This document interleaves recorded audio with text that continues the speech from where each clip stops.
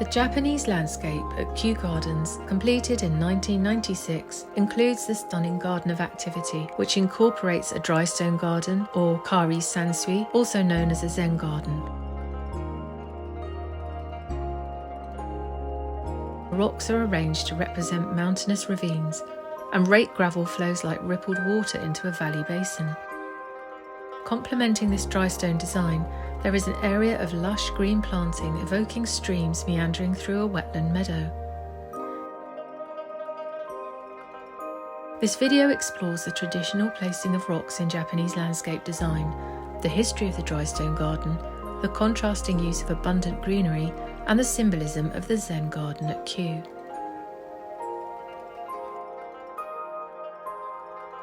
The unique structure of rocks and the living sculpture of trees provide the enduring form of the garden, while seasonal colour contributes to subtle changes of atmosphere.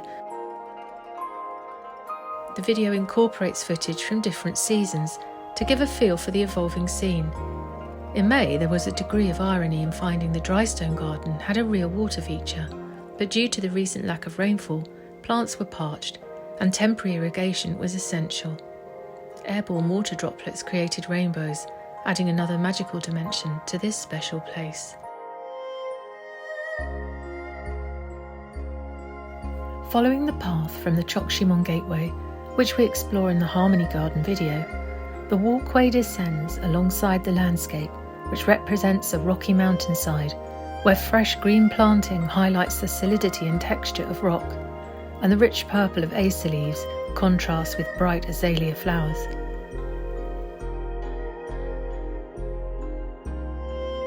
Rocks punctuate the landscape, carefully and thoughtfully positioned to create the architectural rhythm of the composition. Rocks have long been an important feature in Japanese art and in landscape design. The ancestral polytheistic religion of Japan, Shintoism, holds that sacred supernatural entities, called kami, are found in natural phenomena such as mountains, rocks, rivers, waterfalls and trees.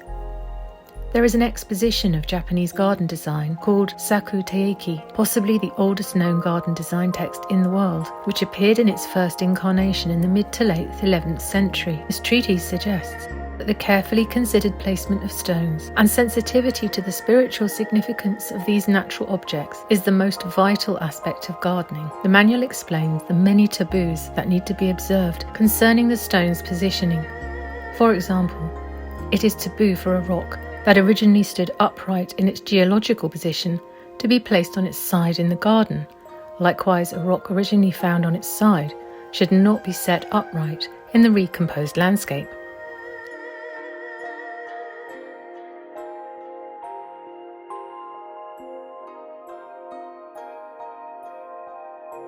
If even one taboo is violated, the master of the house may become sick and possibly die, and the place could become deserted, left as the abode of demons.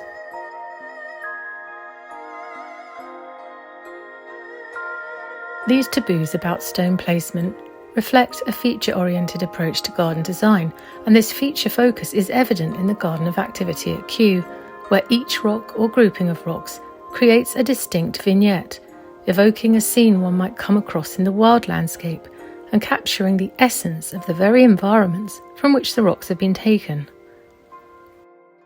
The Saku Teiki instructs the gardener to design each part of the landscape tastefully and to learn from the way nature presents itself. Learning from nature is a means of learning about human nature and how the mind responds to a sensory environment. Taboos and instructions surrounding rock placement also tell a story of the power and value of exclusive knowledge. Classical garden manuals, like the Saku Teiki, were written to be understood only by those already initiated in garden and spiritual practice. They were not intended for general public consumption. These texts would have been carefully handed down to trusted disciples coming from the court aristocracy and from the Buddhist priesthood, learned individuals who had already attained a worthy level of mastery. Towards the end of the 13th century, the court aristocracy had lost much of their ruling power to the warrior class, so they guarded the secrets of the arts and of garden design ever more closely. This exclusive knowledge created economic opportunity. Aspiring members of the warrior class would hire those versed in the intricacies of garden design in order to refine their reputation and polish their cultural standing. Walking down through the Garden of Activity, the path appears to become a bridge where a river of gravel seems to flow from the dramatic, rocky scene on one side, under the pathway, and into a pool on the other. This creates a clever change of pace for the mind. It acts to reset the brain a little, because the visitor has been processing all kinds of interesting elements and ideas as they walk past the higher level of the dynamic rocky landscape, and suddenly one is drawn towards a contemplative Zen gravel pool with a single rock in the centre. It's a moment to reflect. This brings to mind the Japanese concept of ma, which can refer to the space between objects or to the pause between thoughts, words, or events. The pool is a pause between the journey down the mountainside and the arrival at the main viewing point. Like the garden in the grounds of a Zen Buddhist temple or monastery, the gravel is raked in flowing, concentric or geometric patterns to suggest fluid movement or breaks in the surface of a still pool. Zen Buddhists practice meditation by mindfully raking precise lines in gravel gardens such as these to engender insight and enlightenment through the dedication of total concentration to the task. However, some commentators have argued that the Zen garden, which was a term only used from the 1930s, has been given inflated significance to Zen Buddhism, having been promoted to attract money from Western tourists. Others strongly disagree with this view, but it is fair to say Karesansui, dry mountain water, is not an exclusively Zen phenomenon, but is also intimately linked with Chinese, Taoism, Shintoism, and schools of Buddhism that differ from or precede Zen Buddhism.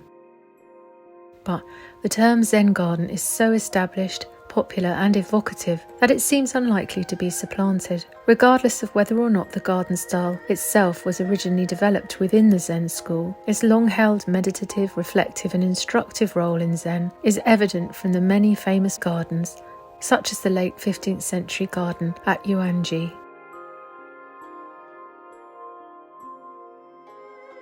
Gravel is one distinct element of the Karesansui style of garden, refined in the 14th century in the Marubatsu period. The greenery of plants represented forested hills or meadows, rocks and boulders signified mountains, and flowing or stilled waters were evoked by patterns in raked sand or gravel. The traditional aim of the dry stone garden was to suggest the power of natural landscapes and the dynamism between their different elements. From this dynamic balance, the Garden of Activity at Kew gets its name. To the west of the garden, a steep-sided and slightly mysterious gorge divides the rocks. If there are kami anywhere in this landscape, this compelling waterfall ravine surely evokes a strong sense of such possibility.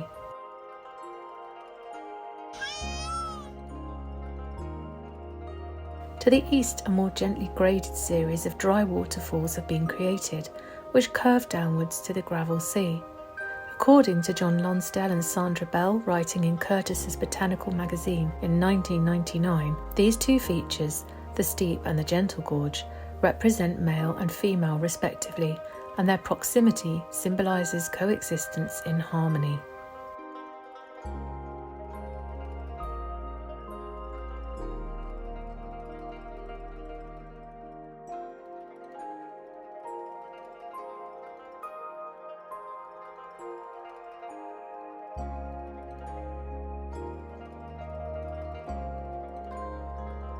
From the foot of the towering Austrian pine, a simple, gently arched stone bridge spans the gravel sea to connect with an island representing a turtle, a symbol of power, longevity and tenacity.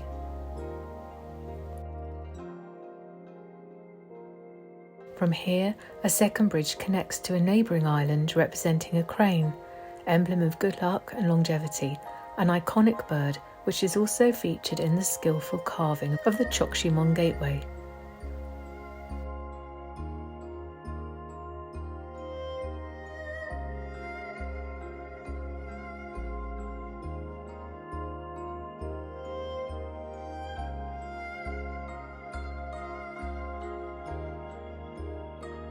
A third bridge connects Crane Island to the base of the mountain landscape. These ishibashi, or bridges, are modelled on a design at the Buddhist temple of Nishi-Honganji in Kyoto. The bridges were installed to symbolise the strength of the spirit of collaboration forged between the nations of Britain and Japan. During 2019, glass artworks by the American artist Dale Chihuly were installed all around Kew Gardens, with colourful glass spheres positioned in the gravel garden. For some visitors, these glass globes appeared as strange and magical fungi that had sprouted overnight. For others, the landscape became an expanse of outer space where silent, ancient planets were held in gravitational formation, an interpretation that seems highly appropriate since the gravel garden is said to provide the Buddhist meditator with an image of the universe encapsulated in its most condensed form.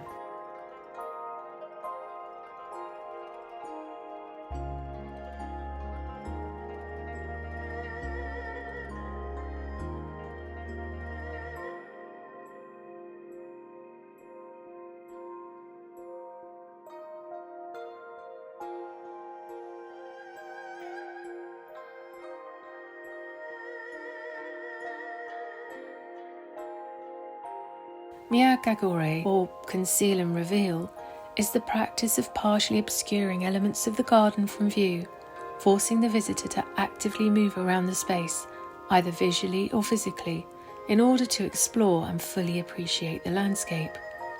This is another reason why the landscape is fittingly named the Garden of Activity at Kew. In this way, the dry stone garden creates a sense of heightened expectation about the continuation of the composition around the concealed western corner of the garden.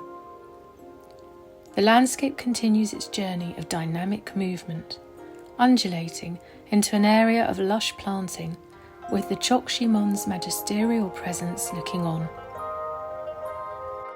A swathe of evergreen ground cover evokes tumbling streams flowing down through a wetland mountain meadow.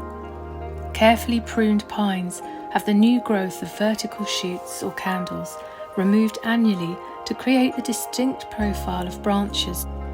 Niwaki, the Japanese word for garden trees, is also the term for sculpting trees in a way that adds balance and harmony to the surroundings. These pines borrow context from the distant arboreal landscape to create an atmospheric sense of receding woodland on a mountain ridge. With beautiful balance and flow, the landscape comes full circle back to the Garden of Harmony.